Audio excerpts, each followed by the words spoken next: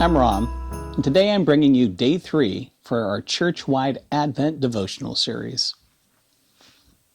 We're going to be talking about the word wait. Most of us have heard it many times, and we know the story of how our Savior Jesus was born into this world and gave us the ultimate hope and future.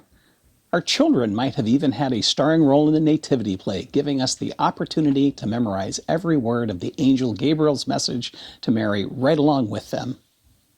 But have we heard the story so often that we take it for granted?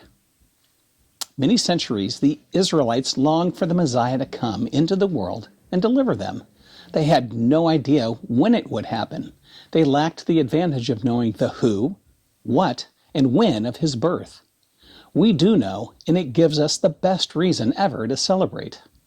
Yet, it's in this thinking of the future that we step onto common ground with the Israelites. Jesus is proof that God keeps his promises and acts in our behalf. But the season of Advent reminds us there is more. God is not done yet. Advent means coming. Christ fulfilled his role as Savior, but he also made a promise to return to his people this next time. In such power and authority, he creates a new heaven and earth. He is coming back. Would you be okay with it happening now? As we reflect, let's think about what you might be taking for granted this Christmas season.